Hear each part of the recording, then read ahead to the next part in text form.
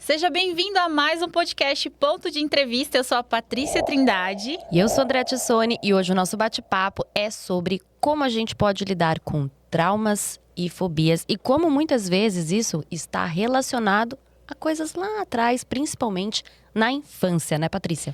Isso mesmo, Andréia. E hoje nós estamos aqui com a Tânia Bastos. Ela é terapeuta de reprocessamento generativo. Ela vai explicar um pouquinho pra gente sobre todos esses processos e também contar um pouco mais pra gente como funciona essa terapia. Tânia, muito obrigada pela sua participação aqui no Ponto de Entrevista. É um prazer ter você aqui. Eu que agradeço, tá? Sendo um privilégio poder estar aqui com vocês. E para começar, eu queria que você falasse pra gente como que foi, que te levou, na verdade, a escolher esse segmento da terapia de reprocessamento generativo? Bom, contando um pouquinho da minha história lá atrás, né? Eu tive depressão por um bom tempo, né? Até os 48 anos. E eu sempre quis estudar alguma coisa relacionada com psicologia, né? Eu achava que era aí o caminho que eu precisava.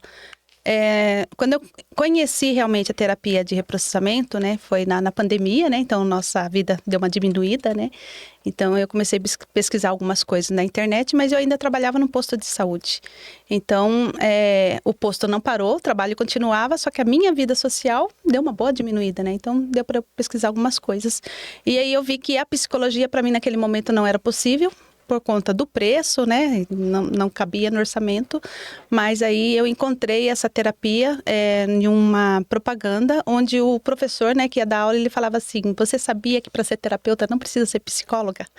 E aí aquilo me chamou a atenção, né, então como eu estava num período bem ruim, falei, nossa, acho que é por aí o caminho, né, eu vou poder me ajudar, mas especificamente eu queria ajudar minha filha na época, né. Então aí eu peguei, assisti algumas aulas, acho que dá umas 3 aulas gratuitas e aquilo chamou muito a minha atenção e eu vi que realmente aquilo ia me ajudar e ia ajudar a minha filha. Até então eu não estava pensando em me tornar terapeuta mesmo, eu só queria alguma coisa para me ajudar. E como que foi essa transição que você passou? Foi fácil? Então, como eu estava vindo dessa depressão, tomando muita medicação e tudo mais, né? E a religião onde eu frequento, ela é muito voltada a ser autossuficiente em todas as áreas, né? Então, eu conseguia fazer muita coisa devido à religião, mas no fundo eu estava bem, né, abatida, bem caída. E o meu esposo, ele vivia falando assim, poxa, você é uma mulher de fé, como é que você tá assim? Você não tá acreditando em Deus, né?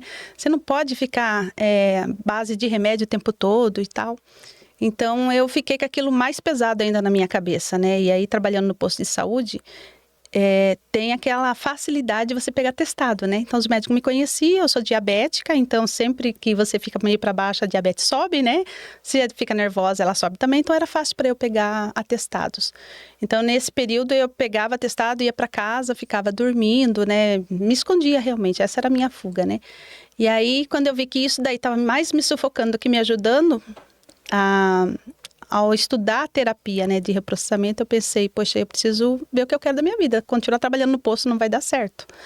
Até porque, assim, desde muito nova, né, eu engravidei aos 17 anos. Então, quando eu fui para o posto de saúde a primeira vez grávida, uma menina 35 anos atrás, então você não era muito bem tratada, né? E eu ficava na minha mente assim, se um dia eu trabalhasse no posto de saúde, eu ia ensinar esse povo a trabalhar, né? A tratar as pessoas com um pouco mais de respeito, né? E assim foi. Só que daí eu fui entrar mesmo para trabalhar no posto de saúde, eu já tinha 24 para 25 anos, não. Tinha mais, 35 anos mais ou menos, porque eu fiquei 10 anos, né? E aí, nesse meio tempo, eu pensei, se eu sair do posto de saúde agora, que o salário não é nada bom mesmo, então eu vou tentar fazer a terapia gratuitamente para pegar bastante experiência mesmo, né? Isso até o próprio curso ensina, né? Que você deve fazer algumas terapias, alguns atendimentos, né? Para pegar bastante experiência, para só depois você começar a cobrar, né? E aí eu fiz isso. Então eu fiz durante o tempo que eu estava trabalhando no posto, atendendo meus amigos, pessoal da igreja, né, sobrinhos. Então fiz bastante assim, mas aí a hora que eu comecei a me sentir um pouquinho mais forte, eu falei pro meu esposo, eu vou pedir exoneração. E aí então eu peguei e fui. No dia seguinte, fui lá na prefeitura pedir exoneração, né, e você sai com uma mão na frente e outra atrás, né. Eles simplesmente vão lá no fundo, pegam um papel, traz para você, assina aí, beleza. Mas eu não senti nenhuma dor, nem um sofrimento, nem nada. Já tinha passado, né? Porque para se tornar terapeuta, você precisa fazer o reprocessamento com você mesmo, para ver que você funciona, né, com você, para só então eles darem o certificado.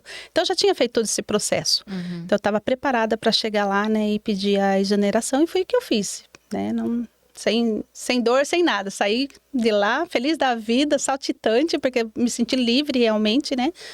E aí começou toda a trajetória.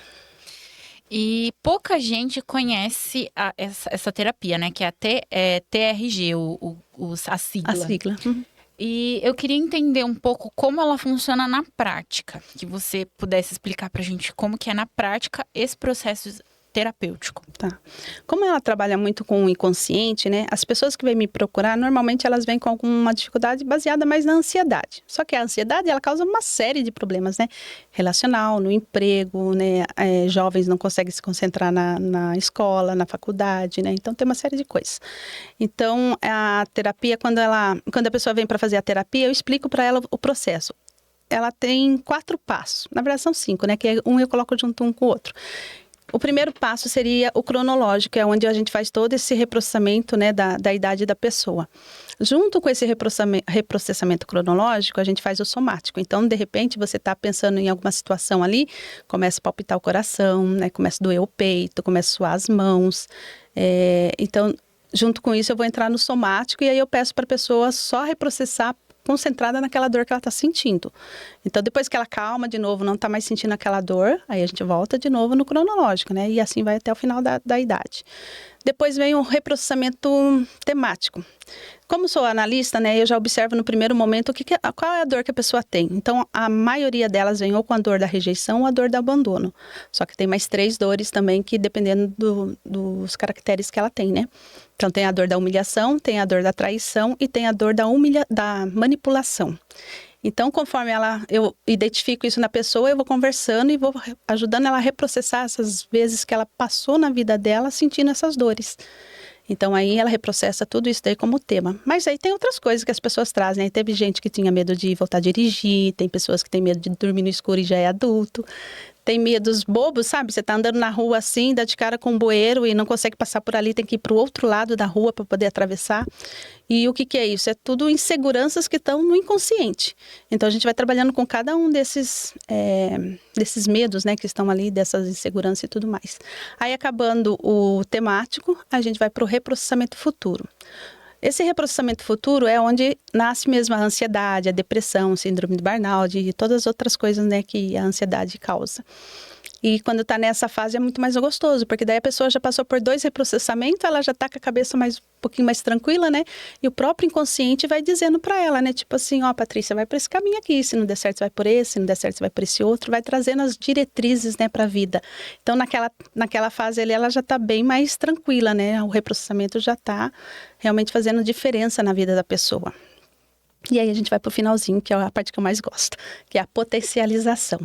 A potencialização é quando a pessoa já começa a trazer seus planos. Então ela traz para mim, né, eu quero mudar de cidade, quero mudar de profissão, quero melhorar meu relacionamento. Teve muitos casos de a mulher não querer engravidar de medo, né? Aí ela já está pensando em engravidar. Tem algumas que até depois me manda fotinho do neném e tudo, né? Isso é muito gostoso. Então, começa a pensar numa vida diferente, né? Isso aconteceu comigo, né?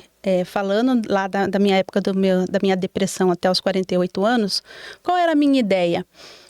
Se eu casasse a minha filha caçula, que na época morava comigo, né? Tinha 15 anos, eu pensei assim, um dia que ela casar, né? Encontrar o pretendente dela, eu posso morrer em paz. Não tem mais nada para fazer nessa vida. De tanta dor que eu carregava, né? E aí, depois que eu passei pelo reprocessamento, eu entendi que não, eu quero viver muito.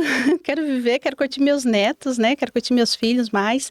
Então, se eu pudesse escolher um tempo para viver, eu diria que eu viveria mais 40 anos. Mas para viver esses 40 anos, eu preciso estar com a mente lúcida e ativa e um corpo saudável que acompanhe, né?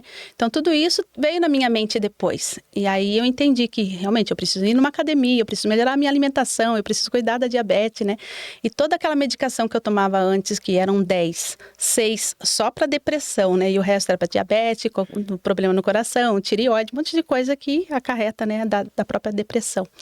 Conclusão, hoje eu só tomo remédio para diabetes. Todos os restos eu não preciso mais, né? Porque, na verdade, até o problema no coração, a gente pensava que era uma coisa e não era. Era só o sentimento de depressão e ansiedade, né? Então, você vai no médico, você fala que tá com o coração acelerando o tempo todo, o que ele vai fazer? Ele vai dar medicação para melhorar aquilo, né? E a depressão, a mesma coisa. É um excesso de pressão. Então, o que o psiquiatra faz de melhor é medicar. Ele foi treinado para isso, né? Então, ele dá um remédio para uma coisa, depois dá um remédio para uma outra coisa. É um remédio para você dormir bem, depois você passa com sono o dia inteiro, é um remédio para você melhorar durante o dia. Aí é um remédio para você melhorar a sua atenção e assim foi. Eram 6 tipos de medicação. Só que no final das contas, né, eu fui desmamando de tudo isso e aí eu fiquei bem. E é o que eu oriento daí os clientes, né? Quando ela já está nessa parte da potencialização e ainda está com medicação, ela precisa voltar no médico dela para ir desmamando, né? De tudo isso, para poder ter uma vida bem saudável. Você fala muito sobre a importância dos primeiros anos de vida, né? Quando a gente fala da estrutura emocional de um ser humano. Explica pra gente exatamente como que essa interferência dos 0 aos 7 anos pode acarretar ao longo da vida. Então, muito acontece, né, na vida da gente, principalmente na minha geração para trás é um pouco mais agravante, né? Se você vem de uma situação financeira muito crítica, é pior ainda.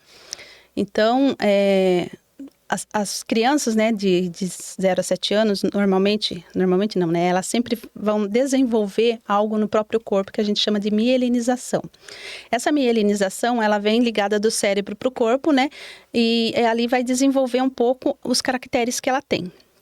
Então, do 0 a 1 ano e pouco, 1 ano e meio mais ou menos, tem uma desses caracteres, né, que é desenvolvido no corpo que a gente chama de o processo onde a criança ela está do útero até essa idade e as preocupações dessa mãe, né, que está com essa criança no útero ou está amamentando ainda, ela tem, né, do tipo assim, aqui as duas são mãe ou só você? Só eu. Só você. Então, a gente quando é mãe, né, a primeira coisa que a gente pensa quando está grávida é, será que vai nascer perfeitinho? Será que não vai ter nenhum defeito, né? Pensava muito. Será que vai vir alguma doença junto, né? Será que eu estou preparada para ser mãe? Então, isso são preocupações naturais de todas as mulheres, né, que vão ser mãe. Só que a criança sente. Só que ela não sente na mesma preocupação que a mãe tem, ela sente como se fosse tipo assim, nossa, esse útero tá ficando frio, cada vez que eu me mexo, né, a mãe se preocupa e aí então não vem o fluxo sanguíneo necessário, né? E a criança, inconscientemente, ela sente como se fosse uma rejeição. E aí desenvolve o primeiro caracteres que a gente chama de esquizoide. São alguns nomes meio feios, sabe? Mas é a respeito da nomenclatura que vem lá da época de Freud, né? E tudo mais. E aí o descobridor, né? Que está evoluindo, né? Para esse lado de traços de caracteres, ele manteve, né? Os nomes. Então, o esquizoide seria o primeiro. Aí vem o segundo. O segundo de 1 ano e pouquinho até os 2 anos e pouco, que é a fase da amamentação, né? E aí essa criança, ela desenvolve de uma maneira diferente, onde a gente chama de o oral. O oral, ele é aquela criança que... Sabe quando ela chora por tudo e por nada e a mãe sempre dá mamar, né? Não sabe se a criança está com frio, não sabe se está chorando por dor, alguma coisa, vai resolver com comida, né? Vamos dar mamar. E aí nem sempre é isso, né? Então, às vezes, é onde nascem as crianças que são mais gordinhas, que são mais cheinhas, né? Que desenvolvem isso e emocionalmente elas são diferentes. São aquelas crianças que são mais apegadas realmente à mãe, ao pai, em todo mundo. E junto com isso, nasce a dor dela, né? Porque a mãe não supriu necessariamente aquilo que ela precisava, né? Achava que era só dando mamar e tá pronta. Não, né? E aí ela desenvolve a dor do abandono, porque ela não sabe identificar. Ela tá sentindo a dor do conforto da mãe, às vezes só que é um carinho, e a mãe tá lá dando mamar, ou então precisa deixar para trabalhar, né? Tudo isso vai desenvolvendo no inconsciente da criança. E aí depois, no outro período, vem a terceira fase, que é dos 3 aos 4 e pouquinho também, né? Eu não lembro exatamente a idade, mas Essa terceira fase é onde a criança tá começando a fazer coisinhas engraçadas, sabe? Do tipo assim, ela gosta de cantar, ela gosta de dançar. E aí a mãe ou o pai ou o responsável quer mostrar, né, para quem vem em casa, faz isso pro fulano, lá vê lá, o tio quer ver você dançando, viu? E a criança não tá afim de fazer aquilo naquele momento, né? E aí e o adulto já fala assim, então vai brincar que aqui o assunto é de adulto. Então, a criança sente do tipo assim, poxa, eu tô sendo meio manipulada. Se eu faço algo, gostam de mim. Se eu não faço, não gostam. Então, essa dor da manipulação nasce ali. Aí depois vem a quarta fase, né? Que seria, então, o nome dessa terceira fase aí é o psicopata, mas não aquele no sentido criminoso, coisa ruim, né? É porque ele pensa muito, né? Ele tá sempre criando alguma coisa ali para chamar atenção mesmo, né? E desenvolve, então, a manipulação. E aí a quarta seria, então, a parte onde a criança dos 5 para 6 aninhos, mais ou menos, ela desenvolve uma outra fase que a gente chama de masoquista, mas também não é pelo nome, né, em si, mas pelo fato de ela suportar muitas coisas, né? Então, normalmente, até um pouquinho antes, né, quando é o momento do desfraude, essa criança, quando ela faz alguma coisa na roupa, o adulto automaticamente já vai falar, nossa, que porca, fiz isso de novo, né? Poxa, você não aprende. E acaba desenvolvendo nessa criança a dor da humilhação. E ela carrega isso para a vida toda, dependendo do ambiente, né? E as coisas que acontecem na vida dela. E depois a gente vai pro finalzinho, né? Que é até os 7 anos, mais ou menos, que é onde já nasce a parte da sexualidade, né? Onde a menina ou o menino estão se descobrindo, né? Estão vendo que o corpinho está se formando e tudo mais. Então, nessa parte aí, a gente chama de rígidas. Essas são as pessoas que têm uma cobrança maior em si mesma. Ela quer sempre ser perfeita em tudo, né? Quer fazer as coisas para agradar o outro, quer, sabe, terminar, só vai fazer alguma coisa se ela fazer perfeitinho. Se ela vê que ela não consegue ser perfeita, ela nem começa, porque ela não quer decepcionar o outro, né? E nasce aí essa dor de não decepcionar, mas no sentido de não ser trocada, porque se eu fazer alguma coisa errada, eu vou ser substituída. Mas por que essa dor nasce? Porque quando ela está nessa fase aí, né, uma das fases da criança, a menina é muito apegada com o pai, né? E aí o pai sempre tá lá, né? Ai, princesinha do papai, queridinha do papai, né? E tudo mais. Só que na hora de dormir à noite, ele vai pro quarto com a mãe. E essa criança, ela sente meio trocada. Nossa, mas se eu sou a princesinha, eu sou a queridinha, porque eu tô sozinha, né? E ele vai com a mãe. Ela não entende que, né, tem toda uma construção aí. É aí que ela sente essa dor de ser traída. Então, vai desenvolvendo no decorrer da vida esses traumas, né, que ela carrega ali junto com tudo que ela vai vivenciando. Além de traumas mesmo que algumas pessoas passam, né? Entre outras coisas. Eu quero fazer um monte de pergunta, mas vamos seguir o roteiro, porque aqui minha cabeça tá... Imaginei que a Andréa já tava assim. Eu encaixei em 50% de tudo que ela falou. Mas eu acho que eu vou perguntar uma coisa que vai fazer muito sentido, porque talvez a Andréa tenha para perguntar. Que é como esses traumas de infância que muitas vezes a gente nem lembra, que é o caso ali no útero, ou quando é muito pequeno, a mãe tá amamentando ainda, né? Uhum. Eu não lembro nenhuma dessas fases e acredito que a maioria das pessoas não lembre, né? Uhum. Como isso pode influenciar na nossa vida adulta hoje? Uhum. Eu acho que é uma pergunta que deve ligar a algo que você tem em mente aí. Sim. Então, isso daí tá tudo inconsciente na cabeça da criança, né? Realmente, elas não estão lembrando sobre tudo isso que eu tô falando. Mas o que acontece é quando vem os traumas de verdade, né?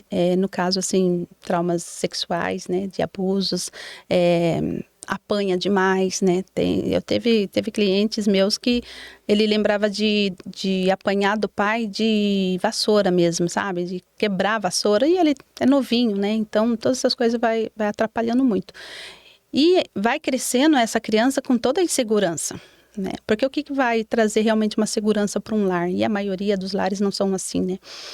O homem, ele tem que ser muito incentivado, né? Ele tem que estar sempre indo buscar mais conhecimento, né? Mais meios de ganhar realmente mais dinheiro para trazer um pouco mais de conforto para a família, né?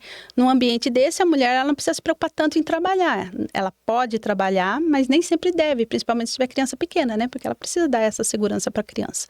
Mas na maioria dos lares não são assim, né? A gente já ganha neném, 2, 3 meses já está trabalhando, e eu fiz muito isso, né? E aí, nesse lar aí, a mulher, ela não é tão valorizada como ela deveria, principalmente se ela não trabalhar fora, né? Porque todo mundo diz, trabalhar em casa não faz nada, né? Só cuida da casa.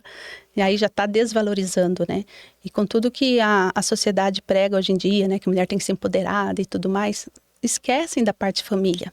Isso atrapalha muito, porque a criança, ela tá precisando do pai e da mãe ali próximo, né?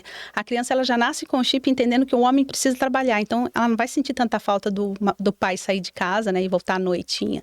Mas a mãe passar o dia inteiro fora, isso pesa para a criança. E aí essa insegurança traz uma série de problemas, né? Falando um pouco da minha primeira infância, minha mãe, ela não trabalhava fora, ela lavava roupa, né, dentro de casa mesmo. Ela buscava na casa dos clientes e trazia para lavar em casa. Mas era muita roupa, era muita coisa para ela fazer e cuidar de 10 filhos, né? Fora as perdas que ela já teve. Ela teve 4 filhos que morreram antes de eu nascer e uma depois que eu nasci. Então, tudo isso mexeu muito com a cabeça dela. E tinha um agravante, né? Meus pais, eles eram alcoólatras. Então, eles realmente não cuidaram, né, dos filhos como deveria, e eu fui a maior prejudicada. Então, eu tive, né, problema de abuso, tive problema de uma série de coisas lá, e além de ter essa insegurança deles não estarem presentes na minha vida. Então, não participavam de reunião de escola, não dava para sair com eles, porque eles estavam sempre, né, alcoolizados, então eu tinha muita vergonha, eu tinha muita raiva, tinha muita bronca da minha mãe, principalmente, né, porque na minha cabeça, homem e bebê tudo bem, mas mulher, né, era bem feio, né, então eu tinha muita vergonha. E eu e meus irmãos, né. Então, virava e mexia, as pessoas iam lá, batendo no nosso portão, falando para os meus irmãos ir buscar eles, que eles estavam caídos na frente do bar. Então, pensa como que eu cresci. Eu desenvolvi a dor da humilhação. Então, para mim, né, falar com as pessoas é difícil, né, me abrir, me expor é algo assim que, se não fosse pela terapia, eu não estaria aqui mais nem de jeito nenhum, Nem né? forçada. Nem forçada. Então, eu desenvolvi um medo de falar com as pessoas, sabe, de me expor, de ter postura sobre as coisas mesmo, né? E tudo que falavam para mim, eu falava amém. Então, eu fui uma criança totalmente desprotegida, por não ter um lar desse, né? Onde os homens são incentivados, trabalham, trazem a segurança financeira para dentro de casa. A mulher, ela é valorizada, ela é mais luz, mais sabedoria, né? Para cuidar de tudo ali. E nesse lar, as crianças são protegidas. Então, nem eu e a maioria, né? Das pessoas que estão nos ouvindo, elas não foram criadas num ambiente assim. Eu acredito que é muito difícil a gente encontrar isso, até por conta da nossa realidade hoje em dia. Exatamente. Como que a gente supera, nesse caso, os traumas, sendo que pais e mães precisam ir trabalhar? É possível você dar atenção para a criança, suprir suas necessidades emocionais, não só as necessidades físicas, né, ali, do cuidado, mas também suprir as necessidades, as carências emocionais da criança, mesmo nos dias de hoje, onde é necessário que a mulher vá para a rua, para o ambiente de trabalho?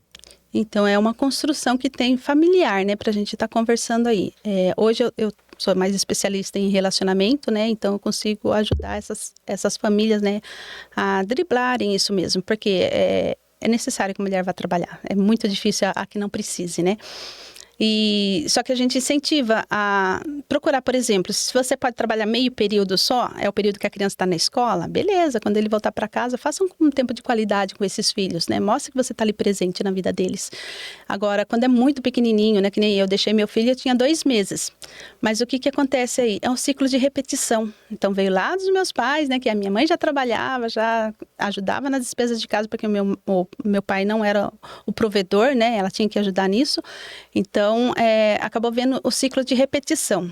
Na minha cabeça, né, tinha acabado de fazer 18 anos quando eu voltei a trabalhar, né, e deixei meu filhinho, eu deixei com a minha mãe. Na época ela era viva, então ela cuidou.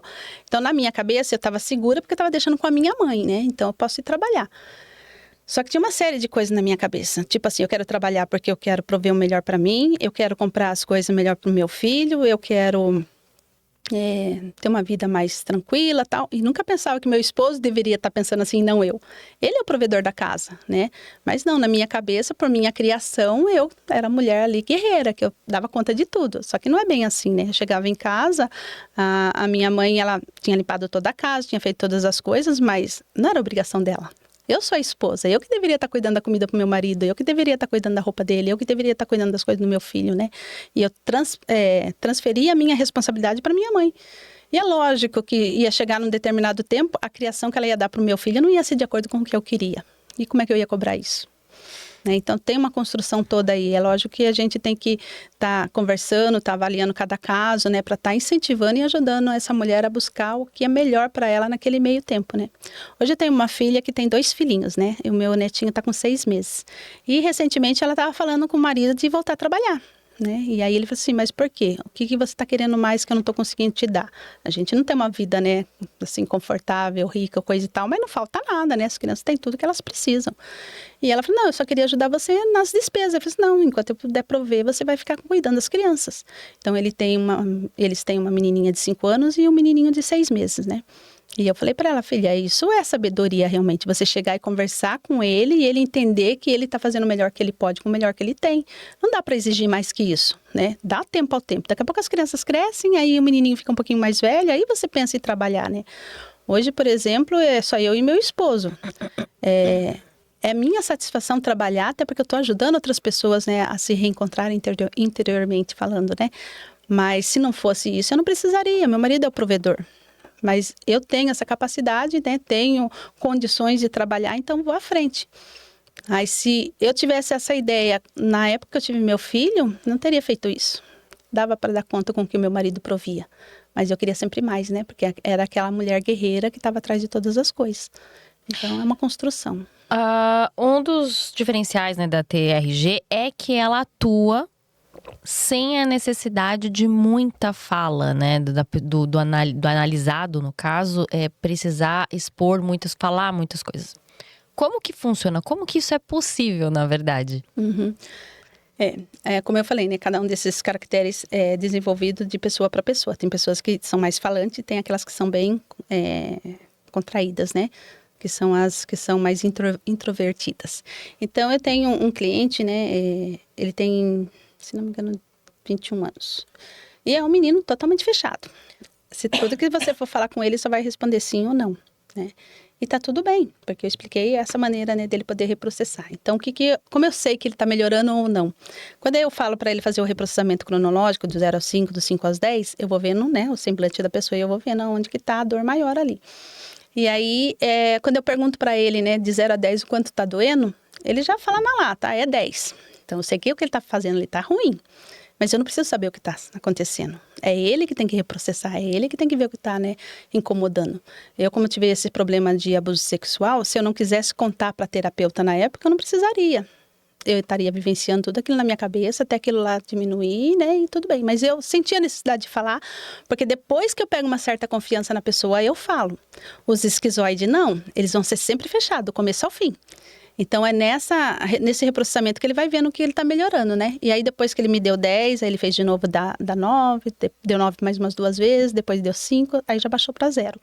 E tem filmes que eu vejo no rosto dele, ele tá chorando, deu 10 logo na primeira, aí ele faz de novo aquele filme, já deu 0. Porque essas pessoas, elas têm uma neuroplasticidade muito maior do que algumas outras. Então, o reprocessamento dela é muito mais rápido. Ela só precisa mergulhar de cabeça. Aí tem você pode se auto-sabotar, né? Eu já tive clientes que auto-sabotaram. Uma delas foi a minha filha mesmo, né? E quando eu tentei fazer o reprocessamento com ela, a minha filha caçula tinha tentado suicídio 2 vezes, né? Foi aí que eu decidi ser terapeuta para poder ajudar ela também, né? E aí, quando a gente fez a primeira vez, que era no processo que eu estava ainda pegando os clientes gratuitos, ela aceitou fazer meio que para me ajudar, né? Mas ela não quis mergulhar de cabeça. Então, eu falava para ela, tá ruim? Aí ela lembrava de uma coisinha ou outra, tá ruim, tá 10. Aí fazia de novo, não tá mais ruim. Só que eu não tinha tanta experiência, né? Então, eu não via tanto no rosto dela se ela estava falando verdade ou não. Hoje em dia, eu já consigo identificar, né? E aí, sei que terminamos todo o reprocessamento. Ela estava na época que ela ia casar. Então, ela tá mais preocupada com o casamento do que se ajudar ali mesmo, né? Vamos dizer assim. Então, não deu certo. E aí ela casou, né? E aí passou mais 1 ano e pouco. Aí eu estava prestes a ir embora da cidade que eu morava pertinho dela para uma cidade longe. Aí veio a dor de novo dela, né? A dor do abandono e de ser traída. E aí ela começou a ficar ruim de novo, depressiva, né? E o marido estava bem preocupado. E acho que um dia antes, não, acho que uma semana antes de eu me mudar da cidade mesmo, ela tentou suicídio de novo. E dessa vez ela tomou uma cartela de remédio inteira, né? E aí ficou desacordada. Quando o marido chegou, ela estava desmaiada no chão. Ele mandou mensagem pro meu marido, né, pra gente ir lá socorrer, ver o que ia fazer. Aí meu marido mandou um bilhetinho por baixo da porta que eu estava atendendo, né. Ele falou, a gente precisa subir lá porque ela, né, tentou de novo. Aí eu falei assim, calma aí que eu vou terminar de atender aqui, né? Por escrito. Dá um tempinho aí, eu terminando de atender a pessoa aqui, a gente sobe lá para ver o que aconteceu. E aí, acho que faltava uns 15 minutos para acabar a sessão que eu estava fazendo. Terminei, porque daí eu já estava mais tranquila, mais calma, né? Eu já entendi um pouco das coisas. Subimos lá na casa dela e chegamos lá, o marido já tinha colocado ela na cama, desmaiada mesmo. E ela falou assim, e agora? A gente leva para o hospital, né? Eu olhei qual era o remédio e falei assim, não tem necessidade. É só uma medicação que vai fazer ela dormir bastante, vai acordar com uma ressaca da brava, né? Porque é esse o sintoma que dá depois. Mas tá tudo bem, não vai acontecer nada de grave com ela. Pode ir trabalhar no dia seguinte normal e eu vou ficar com ela. Era um dia que meu marido acho que estava de férias. Ele estava de férias, eu ia dar uma palestra numa escola, era setembro ainda. A gente ia falar sobre prevenção ao suicídio, né? Que coisa. E aí eu falei assim, nossa, tudo para acontecer de uma vez só, né? O senhor tá querendo me mostrar alguma coisa aí, né? E aí eu falei pro meu genro, falei, não, vá trabalhar normal, você é novo ainda, você não pode faltar, senão você vai perder o emprego, aí a coisa vai ficar feia mesmo, né? Ele disse, você tem certeza? Eu falei, pode ficar tranquilo. Aí, então, a gente levou ela junto para a palestra, meu marido ficou com ela no carro e eu fui, dei a palestra na escola. Até as crianças perguntaram assim, mas você já viu alguém tentando suicídio? Eu falei, presencial, sim, vi ontem, né? E as crianças, nossa, é sério, não sei o quê. Eu falei assim, mas ela tá lá no carro, tá tudo bem, né? E criança de 11, 12 anos tem curiosidade, né? A gente pode ver ela e não sei o quê. Eu falei, se a professora deixar vocês irem até lá, né, no carro, vocês podem. Aí eles foram, toda animadinha, ela deu um tchauzinho para eles, porque ela tava meio grog ainda, né? E fomos para casa. Chegando em casa, eu tinha clientes ainda para atender, aí eu pedi para uma amiga, né, ir para casa, ficar com ela, acompanhando, né, porque homem não entende todas as coisas, né? Meu marido estava lá, mas ele não entendia muito bem o que fazer com ela. E aí essa amiga foi, acompanhou ela enquanto estava atendendo, e essa amiga foi muito dura com ela, falou assim, olha, você precisa fazer a terapia. Se não é com a sua mãe, porque ela é mãe e você não está se sentindo muito confortável, procure alguém que tenha essa linha da TRG, porque sua mãe está ajudando tanta gente, né? Por que você está nessa situação? E foi muito firme. Aí ela falou, não, tá certo, eu vou querer fazer. Só que não com a minha mãe. Falei, beleza, pelo menos não quer, né? E aí a gente pagou para uma profissional da mesma linha. Ela foi na primeira sessão, só que daí ela falou assim, mãe, não é o que eu esperava, porque eu vejo você assim, estudando tanta coisa, né? Voltar totalmente para a TRG, ela está indo para uma outra área que eu não estou gostando. Até porque a religião que nós seguimos, né, é um pouquinho lá mais rígida, vamos dizer assim. Né? E essa pessoa, ela vai mais pro lado do tipo assim, é jovem ainda, tem que fazer tudo o que quer. Pode beijar a menina, pode não precisar limpar a casa porque a casa não é sua, a casa é da sua mãe, sabe? Umas coisas assim. E aí ela falou que não estava se sentindo confortável, que ela queria fazer comigo mesmo. Falei, agora sim nós chegamos no ponto. Mas aí eu falei, você tá sabendo que eu tô indo embora, né? Então a gente vai ter que fazer online, não dá para ser presencial, né? Mas vai ser muito bom, tenho certeza que você vai melhorar. E aí ela aceitou. Então, eu consegui fazer uma sessão presencial, depois eu me mudei, aí a gente continuou online. E hoje minha filha está aí, casada há 3 anos já, começou uma faculdade, está trabalhando, né? O sonho dela é ser mãe, não conseguiu ainda, mas ela entende o processo, que tem um tempo para as coisas acontecerem, né? Se fosse antigamente, ela já estaria se culpando, que ela não merece, ou coisa assim. Mas ela está super bem, né? O marido também continua trabalhando e estão vivendo a vidinha deles, né? Como deve ser mesmo, jovens que são, né? Ele tem 23 anos, ela tem 22. E estão muito bem, né? Graças a ela ter reprocessado de verdade, né? Sem autossabotar, porque daí eu já entendia e eu fui pegando umas partinhas mais pesadinhas com ela. Sim. E essa história toda é muito, muito bacana, né? Um exemplo muito bom de como é e como funciona se a pessoa realmente estiver disposta, né, a passar pelo processo.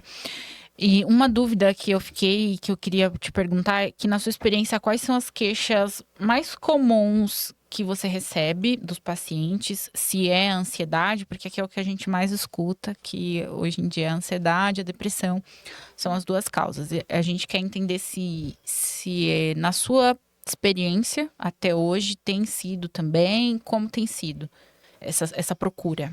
Sim, a maioria é a ansiedade, nem sempre elas acham que né, mas quase tudo é voltado à ansiedade. Porque alguma coisa aconteceu lá atrás que está na mente dela, né? Esse gatilho ainda está bem difícil, mas conforme vai passando o dia a dia, elas veem que elas estão agindo de maneiras diferentes com as pessoas ao lado delas, né? Então, umas ficam mais retraídas, algumas ficam mais críticas, outras ficam agressivas, né? Então, na maioria das vezes, alguém brigando dentro de casa. Eu tenho um jovenzinho que está com 17 anos e a maior dificuldade que ele está tendo é o relacionamento com a mãe. porque a mãe é separada, né? Então, ela pegou uma postura de que tem que ser o pai e a mãe dentro de casa, então ela é mais rígida e quer que ele colabore para que ele ajude nos deveres da casa, né? E tudo. Ele estuda, né? E ele gosta muito desses negócios, assim, de gravar música fazendo... como que ele fala? Dublagem.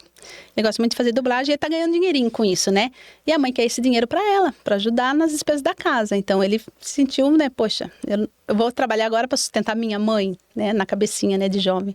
Então, ele se tornou agressivo, ele tá brigando com ela o tempo todo. Então, eu tô trabalhando em cima disso para que ele entenda que não é o que a mãe tá fazendo agora que tá incomodando, é coisa que tá lá atrás. E aí, depois ele me disse que ele teve um episódio que ele lembrou aos 3 aninhos, né? Num desses reprocessamento, que o pai dele estava dando um discurso na igreja e ele, criança que colocou a mão no microfone e o pai ficou muito bravo, né? Só que o pai só olhou, repreendeu com o olhar e ele voltou, né, sentar junto da mãe. O pai terminou o discurso, pegou aquela criança, levou pro banheiro, tirou a cinta e bateu. E ainda mandou ele não chorar, para ele calar a boca e voltar para dentro lá, como se nada tivesse acontecido. Então, a raiva que essa criança está guardando dentro dele e está descontando na mãe. Então, não é o fato do que a mãe está fazendo. É lógico que tem um diálogo, tem tudo para estar ajustando ali, mas não precisa tratar a mãe com agressividade, que seria o que ele queria fazer com o pai, mas ele não consegue e está descontando na mãe. Você também... Super. Respondeu sim. Você trabalha muito com análise corporal, né? Como que você consegue fazer essa avaliação, né? Do corpo reproduzindo aspectos emocionais nossos? Tá. Então, como eu falei, né, aquelas primeiras caracteres, eles têm um formato do corpo mesmo. Então, aquele corpo que é bem magrinho, né? Pessoa alta, magra, a gente fala até que o rosto dele é mais comprido mesmo, retângulo mesmo, né? Esse eu consigo identificar que são os que não falam, né? Que tem Meu filho todinho. Muita emoção. É verdade. Muita emoção contida ali dentro, né? Então ele não vai se expor. Ele seria a pessoa que, ao fazer o reprocessamento, ele não vai me falar o que é. Mas ele vai estar reprocessando todas aquelas dores que estão ali dentro. Então, normalmente, essas pessoas são muito isoladas, fica no canto delas, né? A gente chama que gosta do momento caverna. Mas no recurso, é a melhor pessoa. São as pessoas que elas, por serem muito criativas, são muito inteligentes, têm uma capacidade intelectual fora da caixinha, né, que a gente fala, tem ideias maravilhosas, mas que ele sozinho ele não executaria. Ele precisa de um outro perfil para acompanhar. Então, ele tem a ideia e tem o executor, que é o que eu vou falar, né?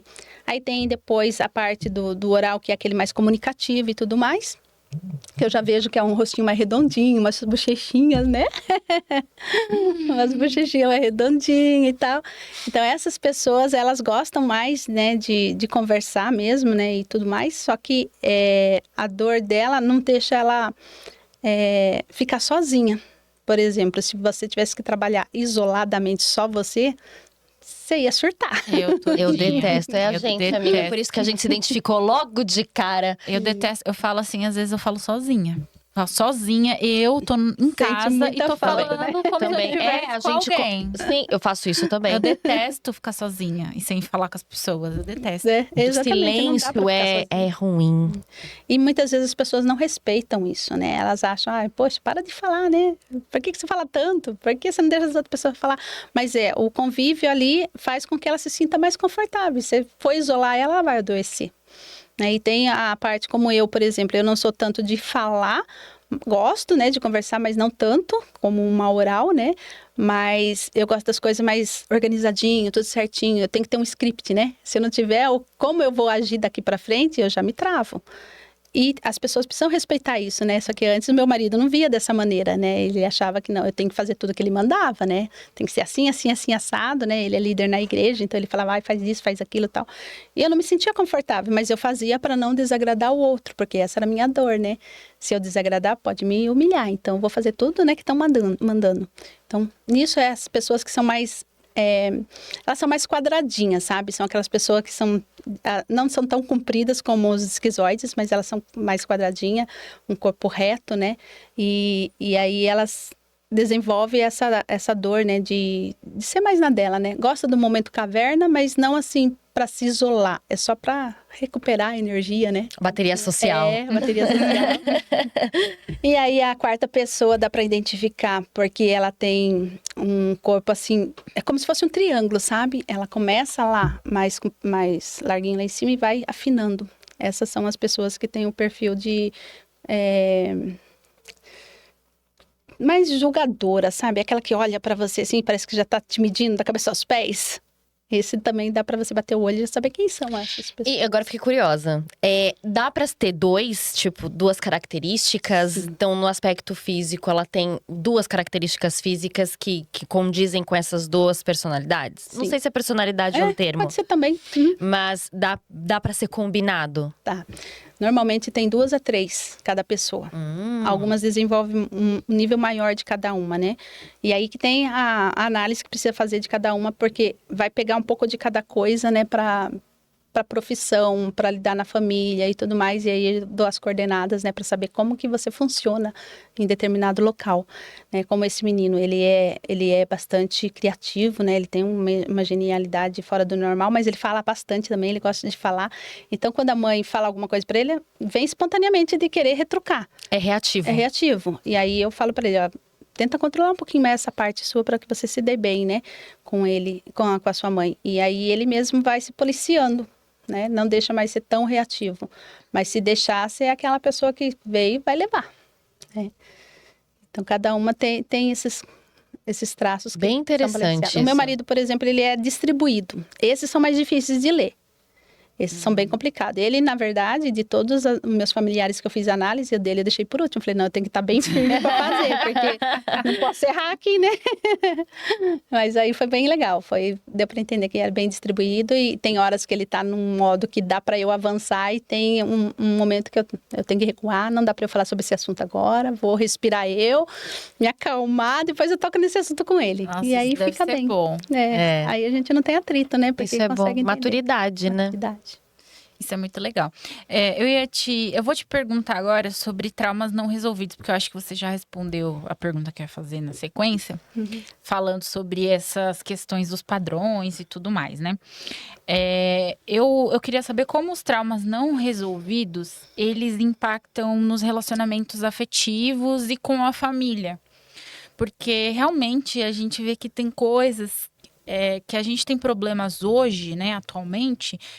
E isso não tá ligado com o que tá acontecendo agora. Às vezes é uma coisa até pequena, né? Mas tá ligado com o que a gente já viveu lá atrás e a gente não trabalhou nisso. Não. Eu e a Andréa viemos até falando um pouco sobre isso no caminho, que tem coisas que a gente vive lá atrás, e às vezes é um trauma, é uma dor, e a gente fala, eu vou passar por isso e vou viver a vida, e não sente essa dor de verdade, né? Sim. Não deixa transparecer. É aquela coisa assim, eu tô bem. A gente finge que tá tudo bem. Tá tudo Exato. bem, isso não me abalou, vai passar, a vida que segue. E no final das contas você está doendo, sangrando por dentro e você tá fingindo que tá tudo bem. Tem muito disso, né? A gente tá sempre querendo agradar o outro, né? Fazendo aquilo que tá nos prejudicando, mas não põe pra fora, realmente, né? Eu tive uma cliente que acho que vai dar pra explicar melhor. Ela veio com uma série de problemas, né? Inclusive no relacionamento dela, mas com muito ódio, muita raiva, né? Do pai, principalmente. Então, ela queria entender um pouquinho o que estava acontecendo. E aí, a gente fez, né, o cronológico, tudo. E quando chegou nos assuntos de falar mais sobre os caracteres dela e tudo mais, veio uma imagem na mente dela. E ela lembrou que quando ela tinha 3 anos, ela estava com o pai andando de bicicleta. E era uma estrada, assim, que tem aquelas pedrinhas, né? E perdeu o freio, mas ele estava correndo muito. E eu acho que estava vindo um carro de frente. Eu não lembro bem direito nessa parte. Mas o que eu lembro é que ela falou assim, que ele desviou, derrapou a bicicleta e caiu numa cerca de arame enfarpado, né? E aí, arranhou todo o rosto, né? Ela teve muita dor e ela ficou desacordada. E ela lembrou que ela estava no colo do pai quando o resgate chegou. E o pai estava agarrando ela abraçadinho, falando assim, senhor, não leva a minha filha, por favor, deixa ela viver, traz ela de volta, né? Ela não pode morrer e tudo. E chorando em cima daquela criança. E ela falou assim, Tânia, eu vi nitidamente nos braços do meu pai e eu senti o quanto meu pai me amava. Naquele momento eu percebi que ele não é ruim porque ele é ruim. Ele é ruim por causa da bebida, por causa de uma série de coisas que aconteceu. Então, ele maltrata minha mãe, né? E é isso que me deixava ele com raiva dele. Mas eu sempre achei que ele não me amava. E agora eu tô vendo que não. Poxa, esse filme aqui me fez senti um amor tão grande pelo meu pai que eu posso ajudar ele de alguma maneira. Então, aí ela mudou a relação com o pai em relação a isso. Eu não sei se depois ele parou de beber ou não, né? Mas naquele momento ela entendeu que não era a figura masculina que ele representava. Ele é um pai que ama como todos os outros, né? Só não sabe lidar com as emoções que ele também tem, né? Os problemas que ele também tem. Então, alguns traumas, quando não resolvido, vai trazer conflito na família, com certeza. É aquilo, né? A gente tem que fazer terapia às vezes para ajudar as pessoas que não tiveram a opção de fazer terapia ou que nem sabiam, né? Nem sabe que existe, né? Porque você comentou isso, mais um rápido comentário. Porque eu vejo, né, as pessoas mais antigas da minha família, eles têm essa trava com a terapia, com o psicólogo, enfim. Eles têm essa trava, não sou doido para fazer terapia, Exatamente. não tô maluco. Mas não é ser doido, é porque você não tratou algumas coisas lá do passado, né, sofrimentos, e hoje você reproduz, e aí a gente que tem acesso a essa informação hoje, é muito importante a gente fazer para entender, né, caramba, tem um amor, tem um cuidado, mas ele não tratou isso, eles não tiveram essa informação que a gente tem hoje, isso é muito importante, né? Sim. Lembrando disso daí, eu lembro quando a primeira vez que eu fui no psiquiatra, né, porque eu tava realmente bem ruim, e eu cheguei pra ele e falei assim, não sei, porque todo mundo fala que eu sou louca, eu acho que eu tô ficando louca mesmo, eu tô doida. Mas ele me deu um ergue, ele falou assim, você nunca mais vai falar isso, você não sabe o que é loucura, você não tá dentro de um hospital onde realmente as pessoas têm problemas mentais. Então, o que você tá tendo é uma depressão, a gente vai tratar aqui com a medicação e tudo, mas nunca mais fale isso.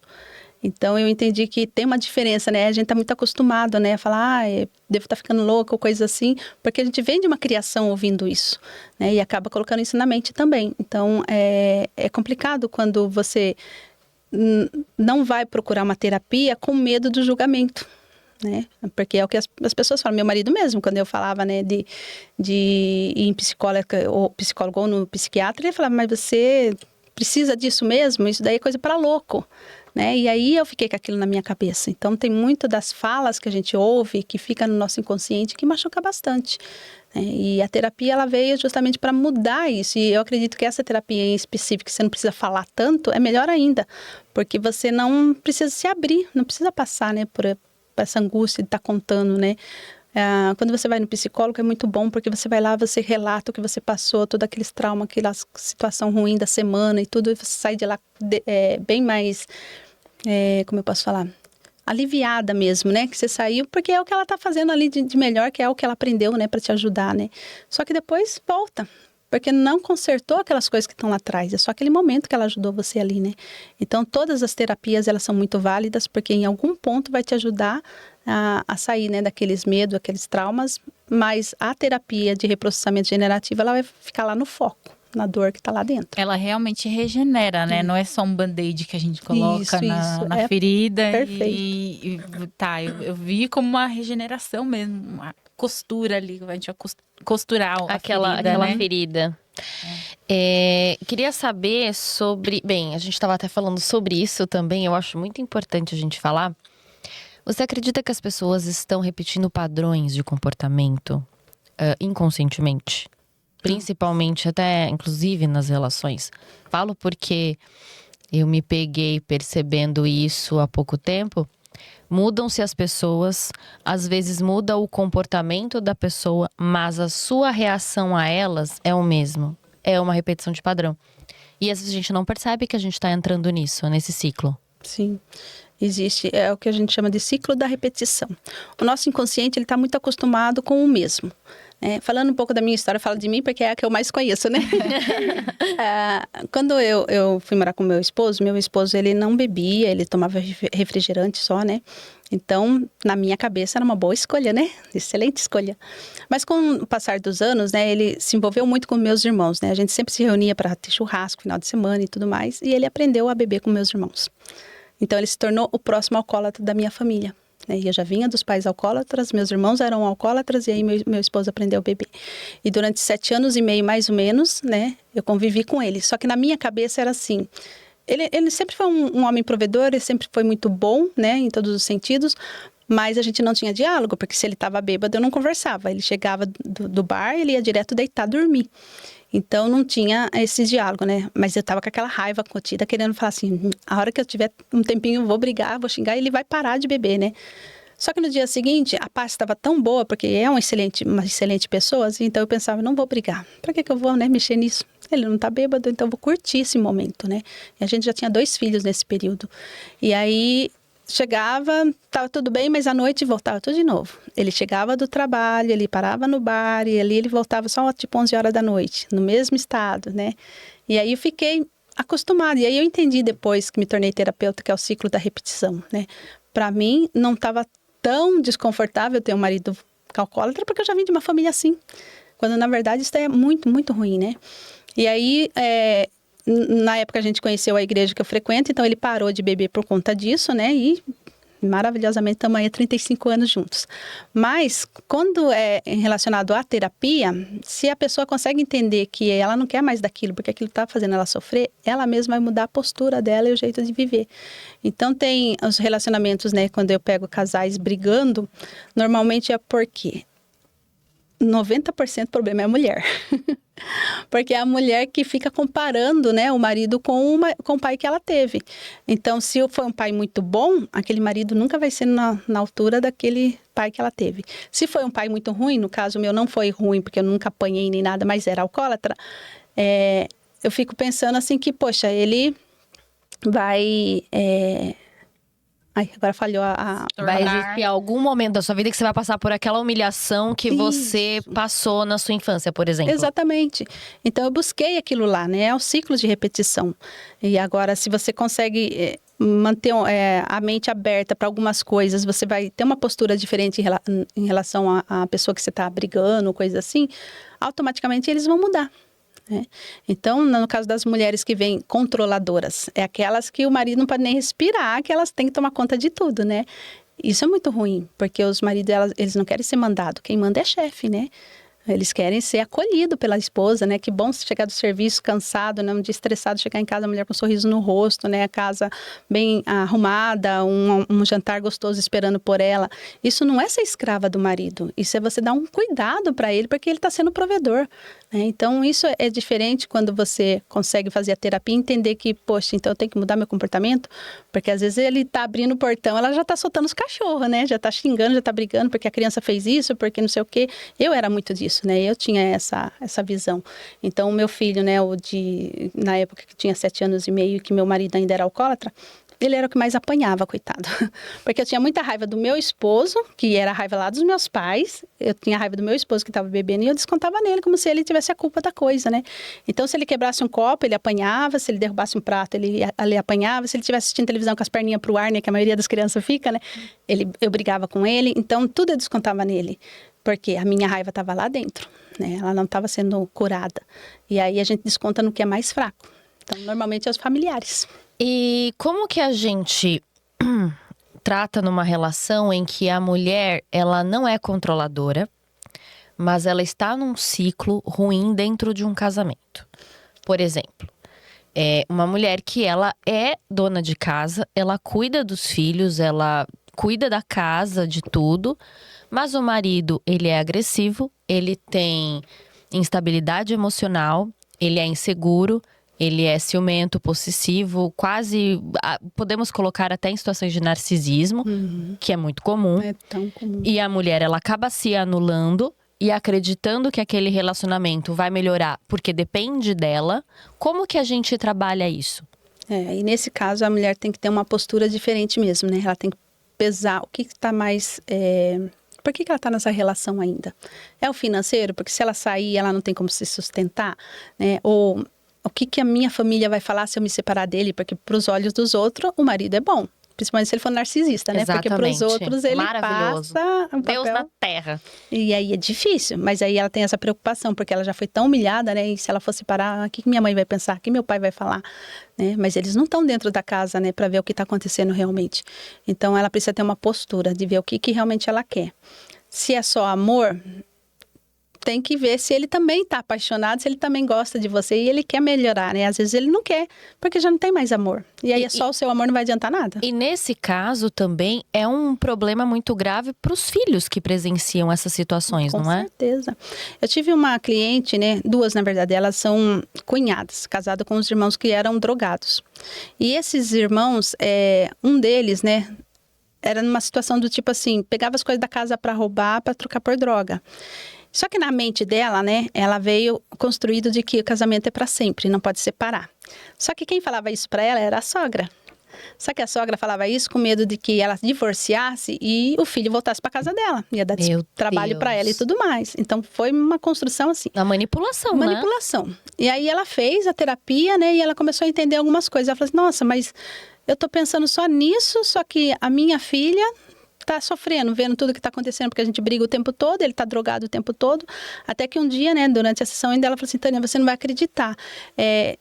Eu passei mal no trabalho, fui pro hospital, aí estava saindo do hospital umas 11 horas da noite, a minha filha mandou mensagem e falou, mãe, quando você sair daí, você pode passar no mercado comprar mistura pra gente comer? Porque só tinha um ovo, eu comi, e o papai e a irmãzinha, né, que é mais nova que ela, comeram umas torradinhas que tava vencida, e não tem mais nada aqui pra comer, porque o papai levou todas as coisas de cozinhar arroz, feijão, pra trocar por droga.